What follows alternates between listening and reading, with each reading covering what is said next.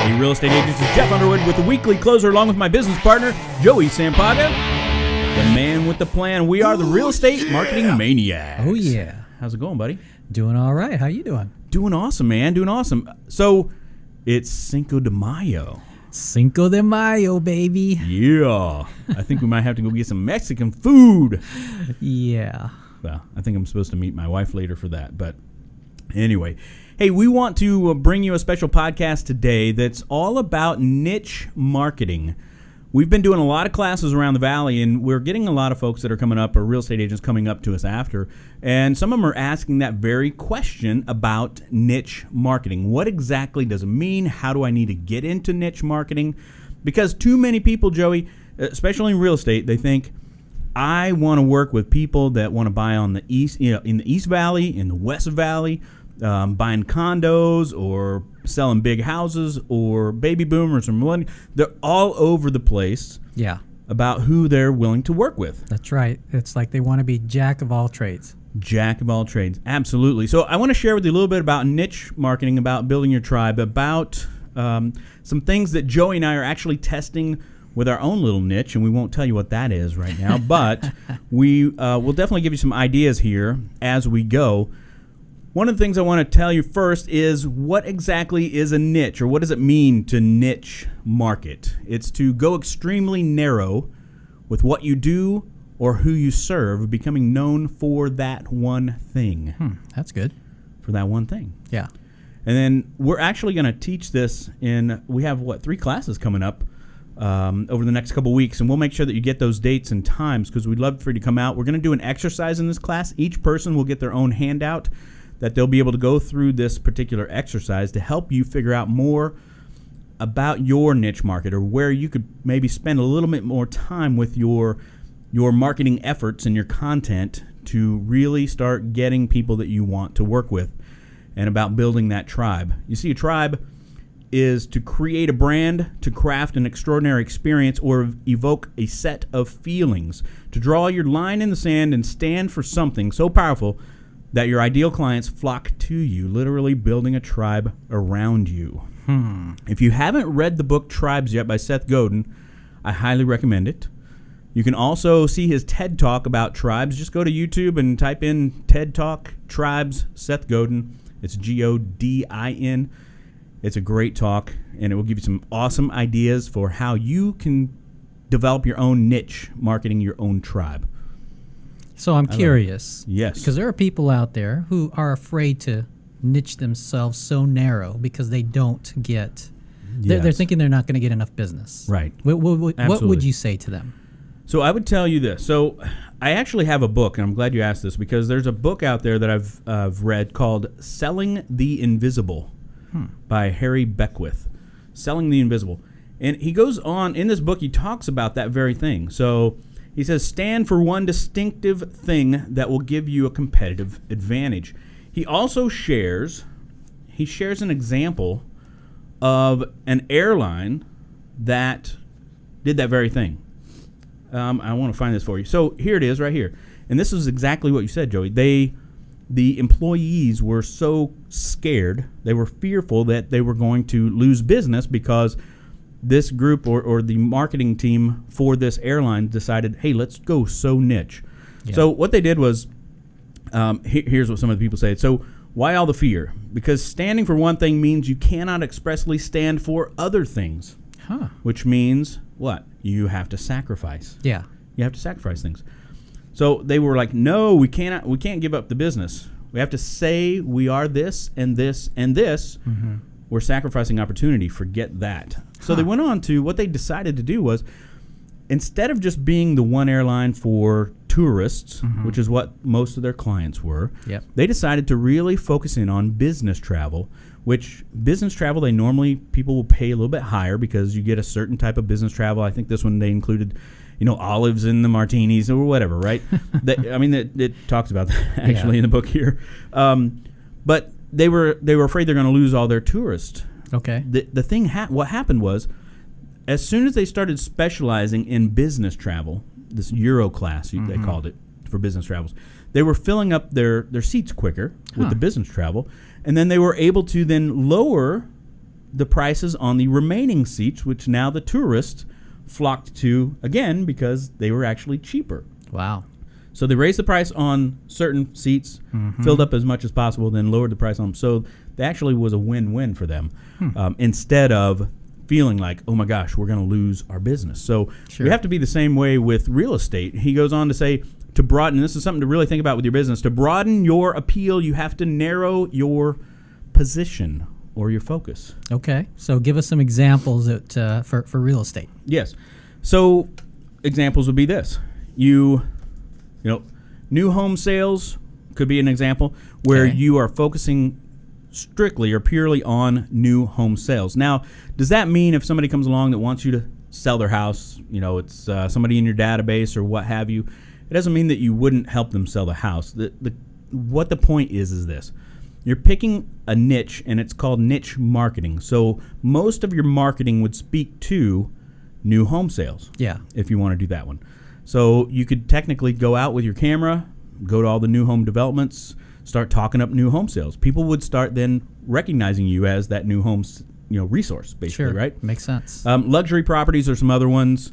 Lifestyle. That goes right along with also demographics. So, for example, what if you want to work? What if your ideal client, and this is the key, figuring out your ideal client. And if you come to the class, the exercise we're going to do will help you really focus in on who your ideal client is. But let's say your ideal client is helping people, baby boomers in colder states make a transition to Arizona. That's pretty niche there. Right? Yeah, because now you're focused on making connections with people in other states, outside of Arizona actually, and helping them get to Arizona to find a property and enjoy the warm weather. Sure. Makes sense. Not that I like it when it's over 100, but yeah, anyway. Exactly. Now, I know that in some of our classes, you talk about a gentleman named Ian Watt who is very niche. Yeah, Ian Watt. So he's up in Vancouver, Canada. He's so niche that he actually did a video one time that, and you can probably find this video out on YouTube. It's Ian Watt, I-A-N, and then W-A-T-T. But he actually did a video where he says, if you are wanting to buy or sell a house, I am not your person. Nice. He says, I don't get it. I don't understand the lifestyle. But he says, if you're wanting to buy strata condo, I am your guy. I can help you do that. Because there's a big difference between buying a standalone single-family residence versus a strata condo. Sure. Makes sense. Totally given his message saying, this is what I do. So, home run right there. So you could also think about geographic marketing. We kind of talked about that a little bit. Yeah. Now another thing with geographic is if you want to be the local expert or what Gary Vaynerchuk says, you want to become that mayor of whatever town you're in, right? By making enough connections with business people and what have you. Somebody who's doing a great job with that right now is Sue Pinky Benson out in Naples, Florida. I mean, she has figured out that she can use one thing, and that's Facebook Live, and then go around and interview business owners, restaurant owners. She goes down to the beach. She shares all about Naples, Florida. Makes sense. And she is crushing it. I think she actually spoke at one of the big RE/MAX conventions here recently, and it was all about how are you using video and Facebook Live to stand out from the crowd. Yeah. Because that's the key. With all this marketing, this niche marketing stuff, the key is, are you standing out? Are you different than other people? Do you have a niche idea that would help you stand out from all the other agents out there? Sure. I think that's a big... Well, so the next question is, okay, so you've got your niche. Now, how do you actually market that? I was actually reading this article from Social Media Examiner about niche marketing, and they were talking specifically Facebook. Okay. They said they gave 3 tips. Number 1 is speak their language.